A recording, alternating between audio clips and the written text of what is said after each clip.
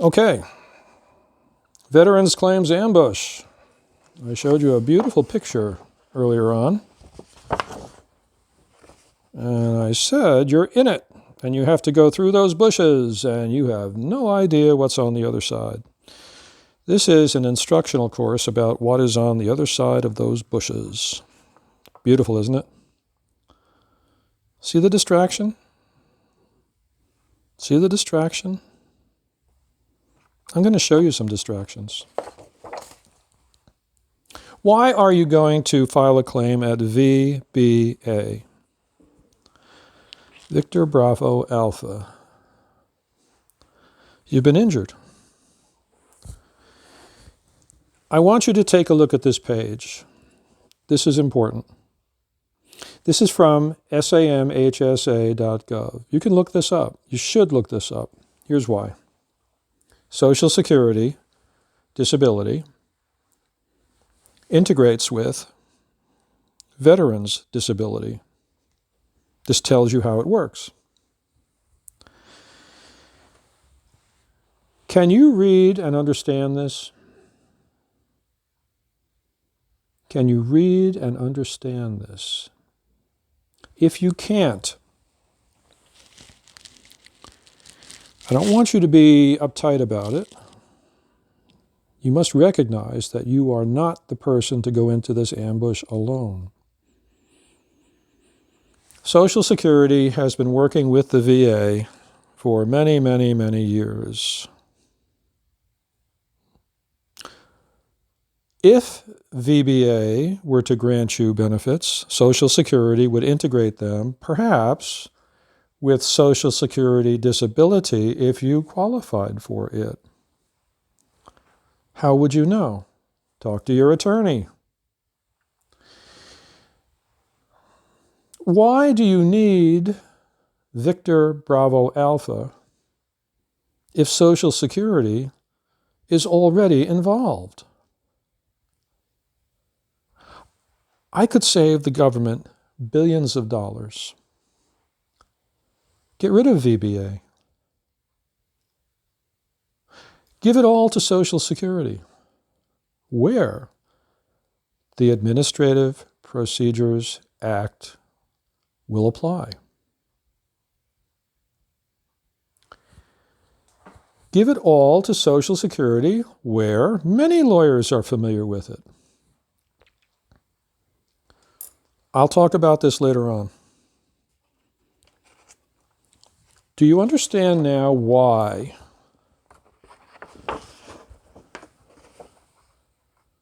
Where are you? What's behind the bush? Well, if it was Social Security, you would have due process. I'll show you federal cases that say you have due process at the VA. Veterans have due process. No, they don't. De facto, they don't. I'm going to give you more. You can pull this down from their website. This is a government website. They can even expedite certain things. Okay?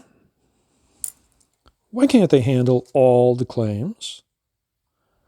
The injury for Social Security does not need to have happened during combat operations. I was, unfortunately, looking at something several days ago about a chopper that went down, practice, 5 fatalities. All military aviation, peacetime, wartime, is dangerous. All fleet operations, all training with live rounds, bouncing around in trucks, standing around near aircraft, handling big weapons, being near burn pits. All dangerous. Let's go to the claims form. The first thing you'll notice about this is car salesmanship. It's called 21-526EZ. You're on a used car lot. You're going to face distraction. Don't look at the tires. You're going to face a flurry of small print. You can trust us. Don't you really want the car? And then you're going to face a seduction of the most base kind. Here it goes. This is the first page. The evidence necessary. Okay? You do not need to submit another application. You will not receive an initial letter regarding your claim. You have two big decisions to make. Do you want a fully developed claim? Do you want a regular or standard claim? Are you filing a supplemental claim?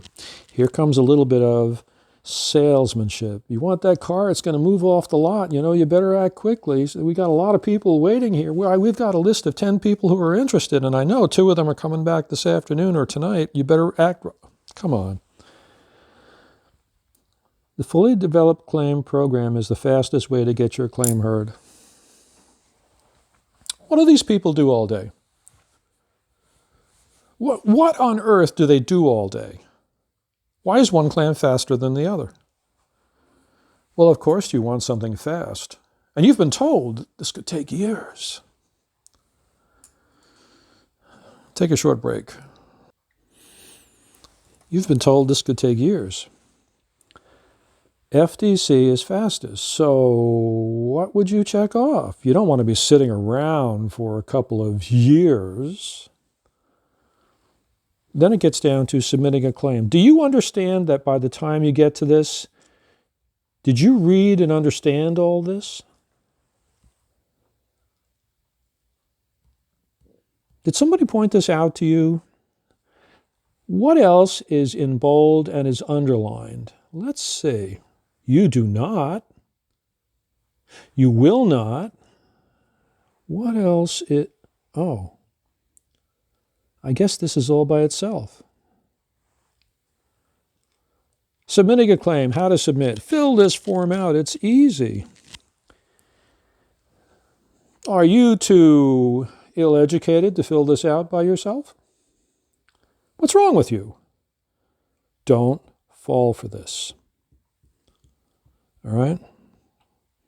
They can throw you into the standard claim anytime they want, take as much time as they want. They'll tell you over and over, 125 days is our target. They can do whatever they want. You don't have any due process. You don't know who's working on it. You can't depose the people who are doing it. They are more anonymous than the CIA.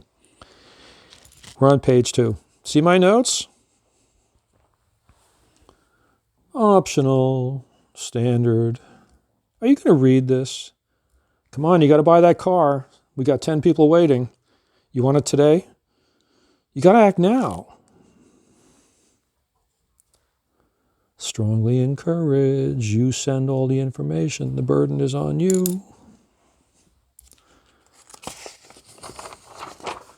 We're on page 3 of small print.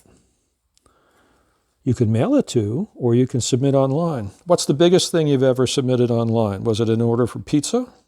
What's the biggest thing you ever did online with papers? Do you have a document feeder, a special printer that can feed in 100, 150 pages? You don't? They do. You better hurry. But you could mail it to. If you mail things to them, you always get some kind of receipt, such as United States Mail, right? You can do the 2 or 3 day mail thing, priority mail, and you can track that number on a computer. What if you don't have a computer? What if you have trouble reading all of this material? What if your injury makes it difficult for you to read all this material?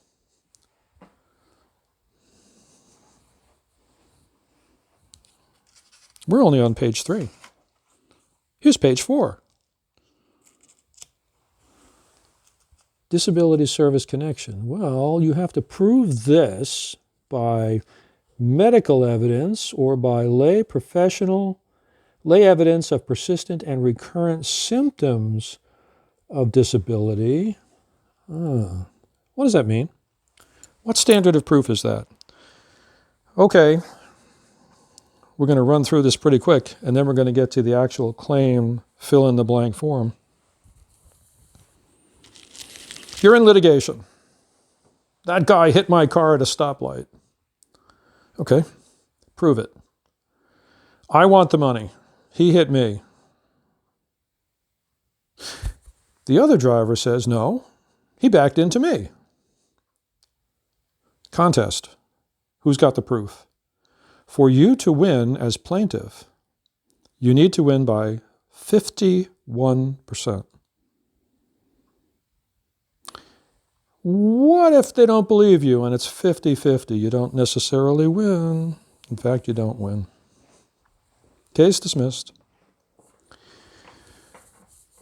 In the VA, they're going to tell you this fiction that if it's 50-50, and there's case law for this, you win.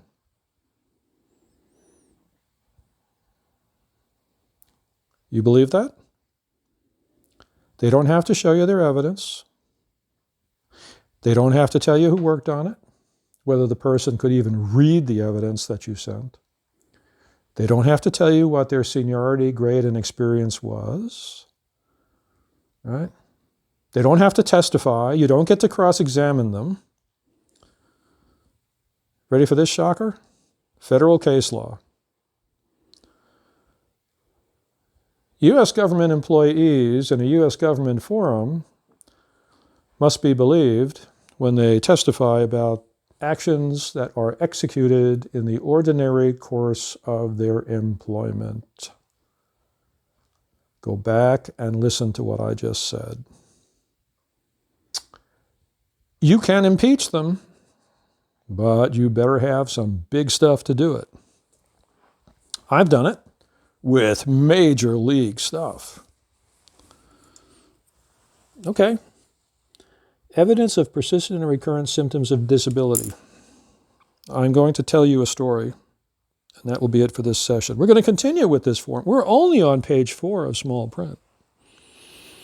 Professor Stephen Hawking, brilliant astrophysicist, was in a wheelchair the last part of his life in toto, dying from essentially ALS, nerve disorder that eventually killed him.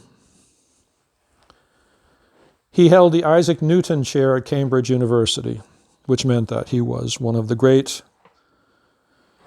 it's a mathematical chair, but one of the great scientists of the modern age, great thinker. It's a big deal.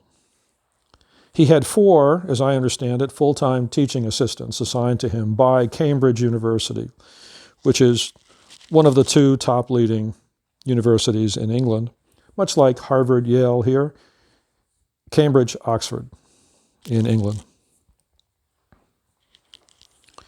He couldn't move, couldn't speak. Wrote a book. I don't know how it happened, but he was able to use a computer for speech, and perhaps his assistants wrote it and edited the book. He could not move. Was he disabled? Absolutely he was disabled. Was he employable? Yes. He held the Isaac Newton Chair. Would he have been entitled to VA disability if he were a service member of the U.S. military who came down with ALS from the burn pits? Would he have been unemployable? No, he was employed. Was he disabled? Yes. You can have a disability rating at 0%. You can have a disability rating at 0%. I have several. See? 0%, because even though it is a disability, it did not stop you from working. did not diminish your capacity to work. Totally disabled, writes a book. He doesn't write the book. But he is the driving force of the book. It is his book. He would be disabled 0%. It's a matter of the proofs. We're going to get to that in the next one. Subscribe.